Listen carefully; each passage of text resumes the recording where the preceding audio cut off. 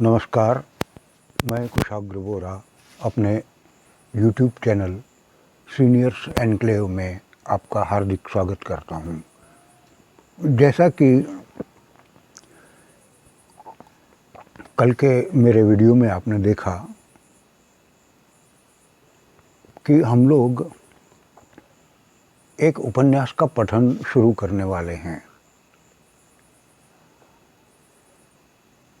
तो चलिए शुरू करते हैं उपन्यास रिटर्न टिकट।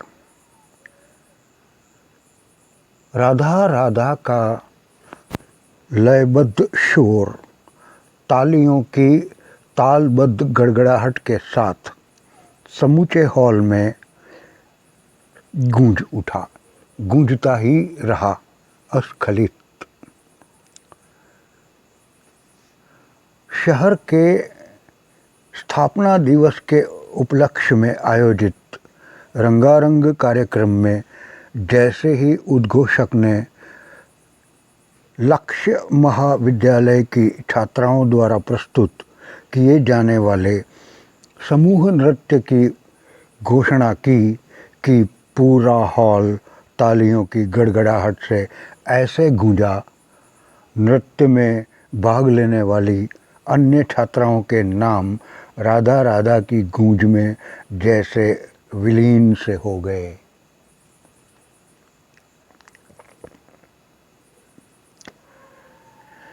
अपने कान में सर सर की फुसफुसाहट सुनकर सेठ सगुन सर्वाणी ऐसे हड़बड़ाए जैसे किसी तंद्रा में से जागे हों। उन्हें सहसा एहसास हुआ कि वे बंदरगाह के मुख्य प्रवेश द्वार के बाहर पैसेंजर जेटी और रेलवे स्टेशन की फेंसिंग के बीच बने रंग बिरंगे वंदनवार से सजे पंडाल में एक लाल रंग की कुर्सी पर बैठे हैं। आसपास लोग तालियां बजा रहे हैं। सर, उनके कंपनी सेक्रेटरी ने उनके कान में फुसफुसाया। सर, सब तैयार है। पोर्ट कंट्रोल से भी गो अहेड सिग्नल मिल गया है। अब सिर्फ आपके द्वारा इस रिमोट कंट्रोल का हरा बटन दबाने की सब उत्सुकता से राह देख रहे हैं।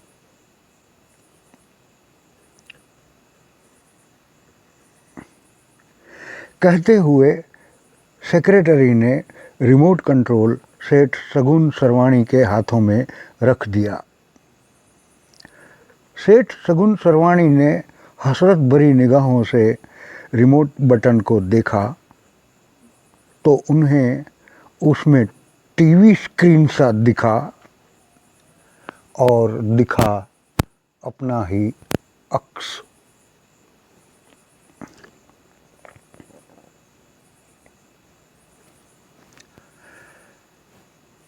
किशोर उम्र सगुन के चेहरे पर हवाइयाँ उड़ रही थीं जब वो स्कूल प्रिंसी के चैम्बर से बाहर आया। उसके सामने एक गोल पतली लोहे की प्लेट पतले तार के साथ लटकी झूल रही थी। उस प्लेट के पीछे ऊंचा बड़ा प्लेटफॉर्म था जिस पर खड़े होकर सुबह की प्रार्थना गवाई जाती थी। प्लेटफॉर्म के पीछे 11वीं कक्षा के क्लासरूम थे।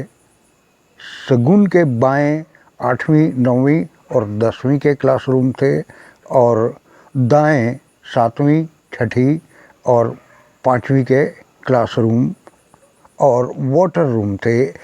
यही बरामदा बाहर खुलता था।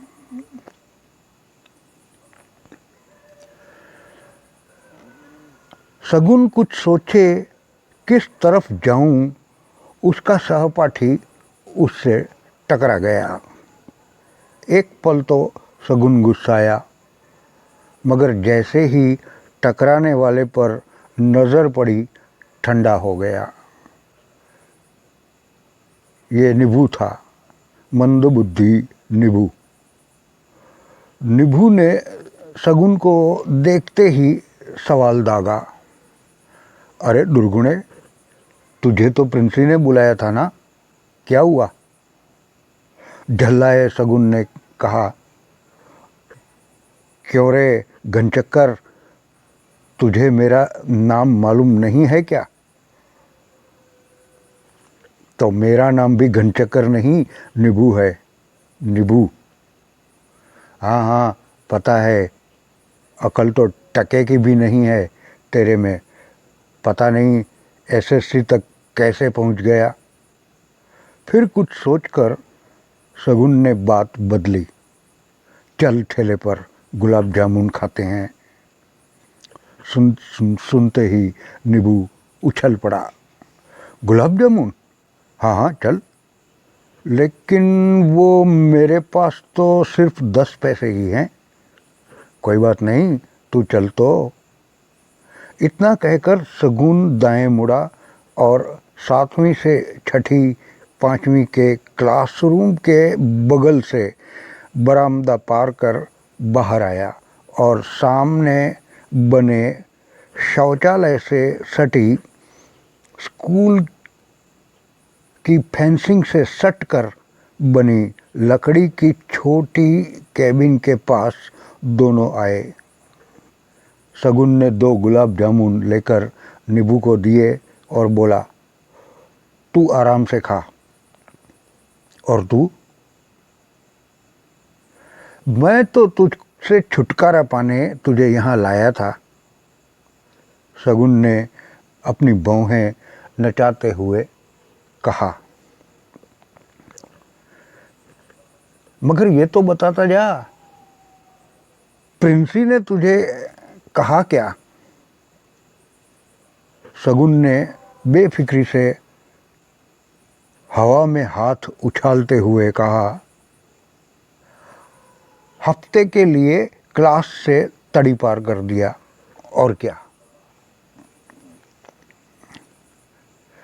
7 जन्म से भूखे किसी बुक्खड़ की तरह पूरा गुलाब जामुन मुंह में ठूंसते हुए निभू के मुंह से सहसा निकला, बेटा दुर्गुण, तू अगर ऐसे ही क्लास की लड़कियों पे फप्तियां कसता रहा तो जिंदगी भर दूध ही बेचता रहेगा बच्चू, वो भी साइकिल पर दूध के डिब्बे बांधकर घर घर के चक्कर काटता रहेगा।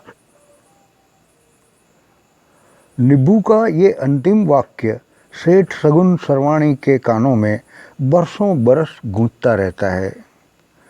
उन्होंने जैसे ही हरा बटन दबाया, एक बार फिर चारों ओर तालियों की गर्ज गूंज उठी।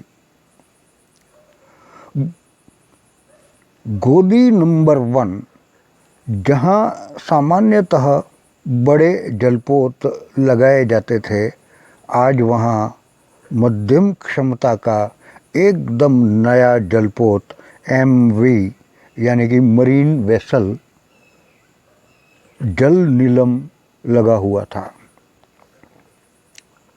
नीलम शिपिंग कंपनी के सर्वे सर्वा सेठ शगुन सरवाणी आज अपने पहले जलपोत की पहली व्यावसायिक सफ़र के प्रस्थान एवं उद्घाटन समारोह के लिए स्वयं उपस्थित हुए थे।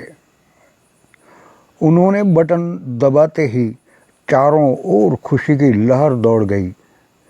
पास की जेटी पर हारिया हारिया की आवाज़ें थम गईं और जेटी पर काम कर रहे सारे मजदूरों एवं अन्य स्टाफ सबकी निगाहें टिकटिकी बांधे MV जल नीलम पर ही हो रही गतिविधियां देखने लगीं।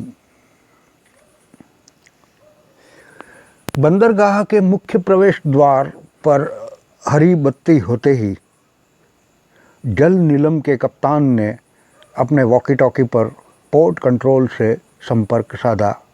Hello control, Jal Neelam is all set to undock. Permission granted. Start undocking.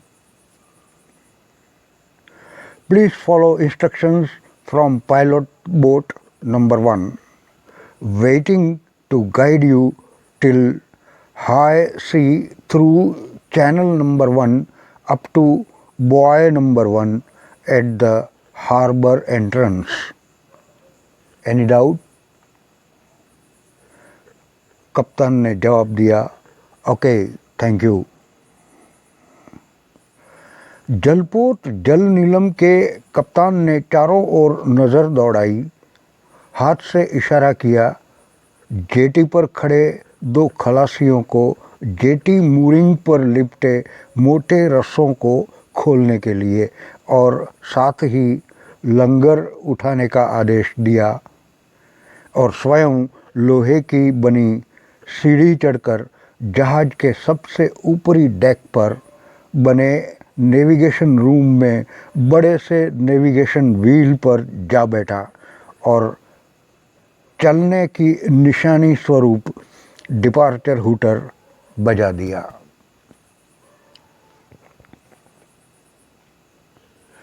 Hooter सुनते ही जेटी मूरिंग से लिपटे रस्से खोल दिए गए। जेटी का बंधन छूटते ही जहाज थोड़ा खिसका और एक बार फिर से तालियों की जोरदार गड़गड़ाहट ने वातावरण को हर्षोल्लास से भर दिया।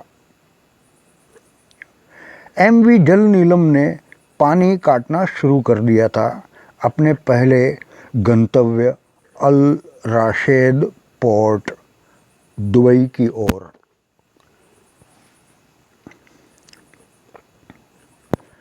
सेठ सगुन सरवाणी के चेहरे पर प्रसन्नता स्पष्ट झलक रही थी।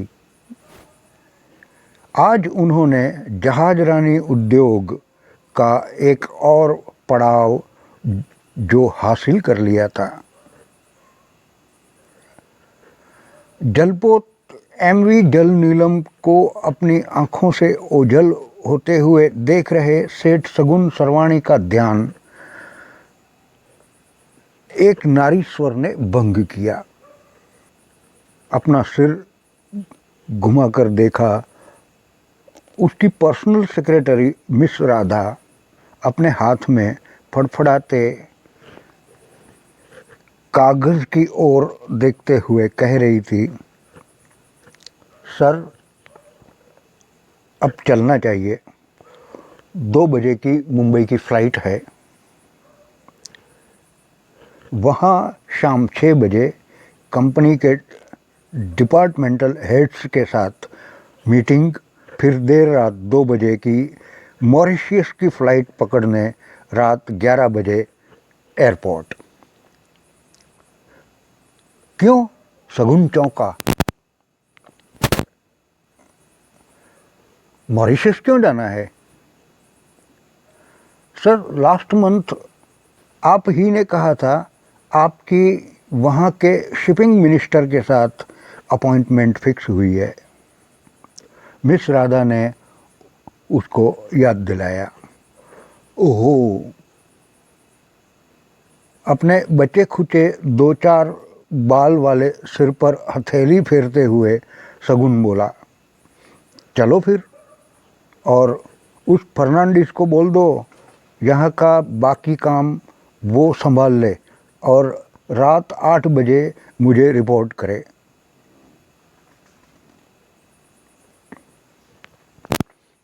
आज हम अपने उपन्यास पठन को यहीं विराम देते हैं। इससे आगे का पठन हम कल के वीडियो में करेंगे।